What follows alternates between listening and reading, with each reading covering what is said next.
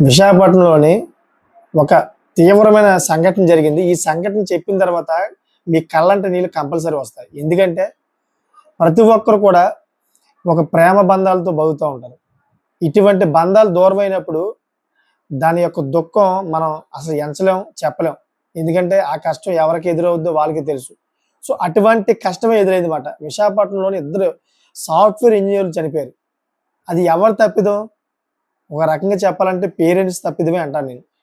ఎందుకంటే మనం ఏదైతే ఆర్‌కే బీచ్ ఉందో, ఆర్‌కే బీచ్ ఏరియాలోని చక్కగా ఇద్దరు కూడా హాలిడేస్ వచ్చినాయి కదా! ఇప్పుడు ఈ హాలిడేస్ తీసుకొని ఈ వీకెండ్‌లోని ఎంజాయ్ చేద్దామని చెప్పేసి విపరీతంగా చక్కగా తాగుతూ, ఊగుతూ బైకేసుకొని రైడ్ చేస్తూ వెళ్లారు.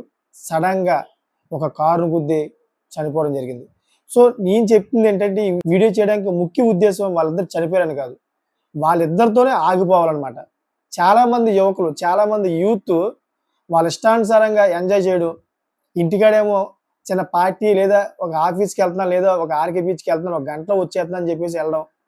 వాళ్ళ పేరెంట్స్ పాపం నిజమే కదా! మా కొడుకు చాలా మంచోడు, నా కూతురు చాలా మంచిది. ఒక అరగంట, గంటలో ఎళ్లొచ్చేస్తారు. ఆళ్ళకేం తెలీదనే ఫీలింగ్‌లో ఉంటున్నారు. కానీ వెళ్ళిన తర్వాత వీళ్ళు చేసే బాగోతులేంటంటే ఫుల్ ఎంజాయ్. ఈ ఎంజాయ్ చేసి తల్లిదండ్రులకి తీరని శోకసంద్రంలో నింపేస్తున్నారన్నమాట. సో ఇది కరెక్టా? మీరే చెప్పండి. దయచేసి ఈ వీడియో చూస్తున్న యూత్‌కి నేను ఒకటే చెప్తున్నాను. దయచేసి మీరు చక్కగా ఉండండి.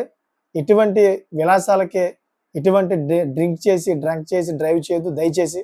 ఎందుకంటే మీ తల్లిదండ్రులు ఎన్నో ఆశలు పెట్టుకుంటారు మీ మీద.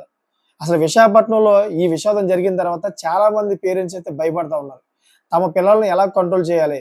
వీళ్ళు మా దగ్గర మంచి చెప్తున్నారు. తర్వాత వెళ్లి ఇవేం చేస్తున్నారని డౌట్‌లో పడిపోయారు మాట. విపరీతమైన భయానికి గురవుతా ఉన్నారన్నమాట.